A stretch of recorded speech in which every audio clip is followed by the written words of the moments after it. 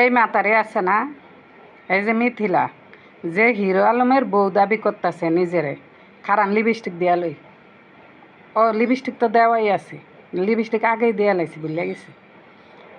এই মিথিলা আছে না, এই মাথারির যে কি মুখের ভাষা, একটু শুনেন।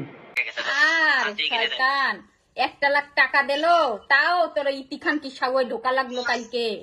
তাও ওই মাগির সাওয়া আগের দিন তোর ধন ঠান্ডা করতে পারি নাই, আরো লাগে ঠান্ডা হয়ে যায় কথা কইরে যায় কা, আরো গুতাইলি না কিসের জন্য? হ্যাঁ বল। খারাপ কথা কবি না।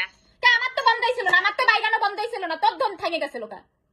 তোর ধন যাতে এত ফুটা লাগে, এগুলো কথা তো বলার কথা নাই, এসব কথা তো বলার কথা। শুনছেন না, এই মহিলার মুখের ভাষা এত জঘন্য, এত খারাপ, এত দুর্চরিত্র মহিলা। মানে এই মহিলা মিডিয়ার সামনে আয়া মানে বিভিন্ন ভাষায় কথা কয়, মানে এর মুখের ভাষা এতটাই খারাপ, মানে আমি কোনোদিন কোনো মহিলা মানুষের মুখের ভাষা এত খারাপ দেই নাই। জঘন্য থেকেও জঘন্য।